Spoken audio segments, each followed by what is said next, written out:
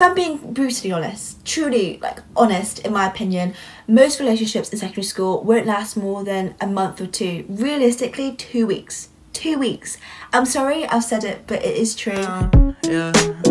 I've been feeling so down. Hello everybody, welcome back to my channel. So today's video we are going to talk about advice and tips of secondary school / high school. So I finished on Friday 28th of May like most people in the UK, and honestly it feels weird. I don't feel like I've left secondary school whatsoever. I've done my 5 years. I feel like I've gained quite a lot of experience, so I'm able to give you my advice and tips on secondary school. So if you're going to be year 7 September, or if you're still stuck in secondary school and you want to hear some advice, then you're more than welcome to listen and take it or leave it. It's up to you. Before we get into the video, make sure to like, subscribe and turn on your post notifications. We've got a lot more time to film and edit and stuff. I'll be posting on Tuesday and Sunday at 6 PM England time, so make sure you hit the subscribe button and stay tuned to everything. Without further ado, let's get into topic number one. Number one that I want to talk about is friendships and just friends in general in secondary school. And the main advice that I want to put out there is your friendship group in year 7 most likely won't be the same at the end of year 11. That's definitely something that took me a while to kind of understand and learn. So in year 7 I was in quite a big friendship group, and then throughout the years that friendship group just kind of disappeared. It isn't really a thing anymore. I noticed within big friendship group there's always going to be mini friendship groups within a massive friendship group, and so that could be a reason why friendship groups split apart. There might be some petty argument, then obviously people will side with different people and that might split apart. And also you have to consider that it is your first year of secondary school and you've still got 4 more years to grow as a person. You might have different interests. Kind of bear in mind that it's okay if friendships fail, friendships become distant, or it just kind of fizzles out. It's perfectly fine, it's normal. Some of the friends from that friendship group I don't really talk to as much, or just don't talk to anymore. Not because we fell out anything, but it's just natural for people to drift apart. Some of the friends are still my closest friends to this day, and also I've noticed that you don't necessarily have a massive friendship group at all. You can just have a small one or have 1 or 2 friends, and I think it'd be perfectly fine.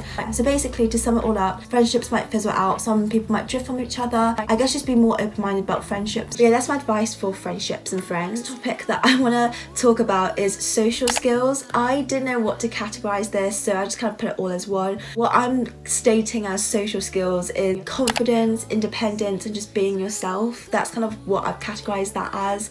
So I am a naturally shy person. When you meet me in real life, I'm just a very shy person. Specifically in year 7 I was super duper shy. I couldn't really do things independently, but I feel like throughout the years I've definitely gained a lot more confidence and a lot more independence, to be honest with you.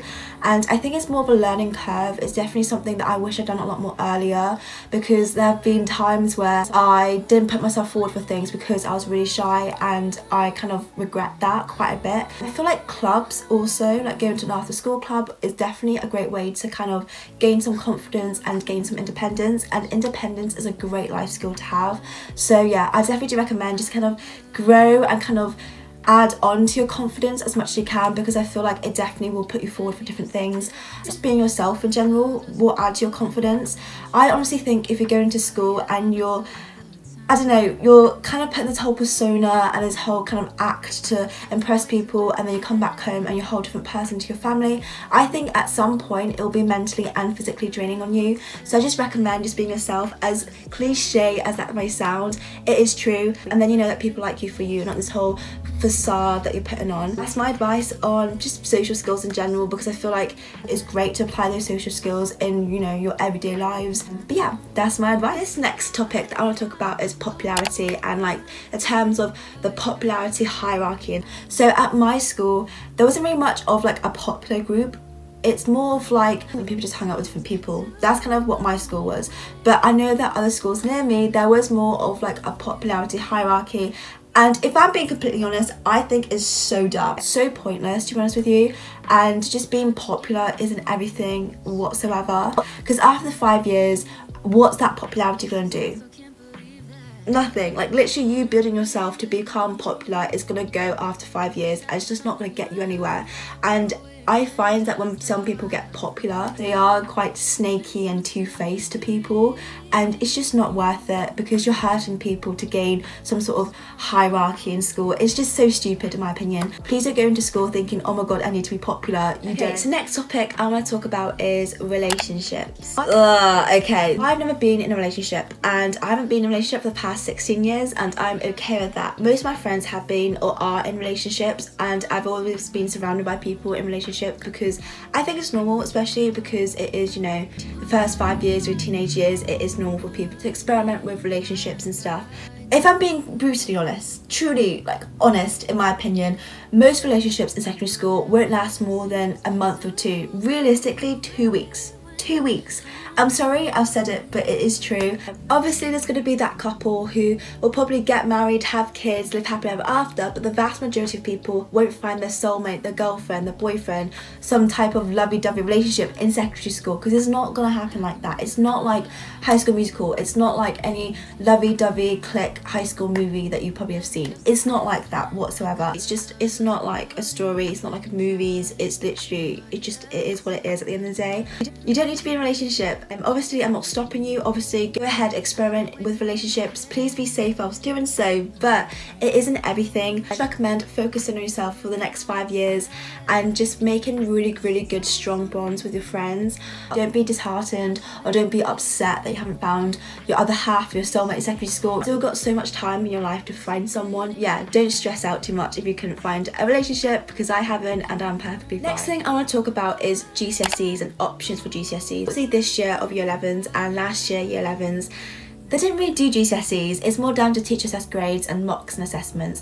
But in terms of options and picking your options, I definitely do recommend just picking something you like and pick something you enjoy. For me, I chose English, Science and Maths was compulsory, and then at my school either history or geography was compulsory, and I chose history. And then I also took Spanish, art and drama. I'm really happy with the options I pick. I do suggest don't pick options just because your friends will pick them. So for me, I chose GCSE drama, and most of my friends chose BTEC sport. And I think I would have cried and had a mental breakdown if I took sports, so I'm pretty glad I chose drama in the end. And yeah, that's pretty much it for GCSEs. Just kind of pick something that you're good at, pick something that you enjoy. Don't pick something because your friends are picking them, and just be open-minded about the options you pick, because you never know. Because I hated drama with a passion. I was not going to take it at all, and then I took it as a GCSE and I thoroughly enjoyed it. So yeah, be open-minded about the options you pick. Next thing I'll talk about is workload versus like social life. So in secondary school compared to primary school, you do get a lot more work, okay? There have been times where I wish I was still stuck in primary school and I would just, you know, just colour in some stuff, but it isn't like that. As you get older, you are definitely going to get a lot more work, especially in year 10 or year 11 during like, your GCSE years.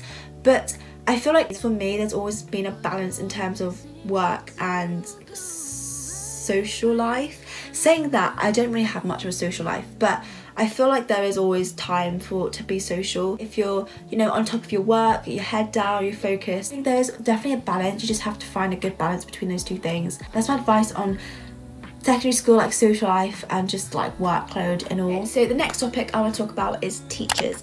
Now, I honestly think creating 1 or 2 trustful relationships with your teachers is probably a good idea. If you have any issues at home, personal issues, or you just want someone to talk to that's kind of mature, that aren't your parents or anyone at home, then teachers are your other option. I know that there's this whole perception of teachers just being there just to teach you things, which is kind of true, but also they're there to kind of help you with any problems and issues you're having. It's kind of creating a good relationship with a teacher, a trustful relationship with your teacher. You know you have that support there if you need it. The next thing I want to talk about is just asking for help or struggling with work, or if you're struggling with stuff mentally. In terms of work, I definitely at the start of year 7 I was too shy to raise my hand. I was just too shy to do anything. I just felt embarrassed and awkward, and like I felt like people judged me.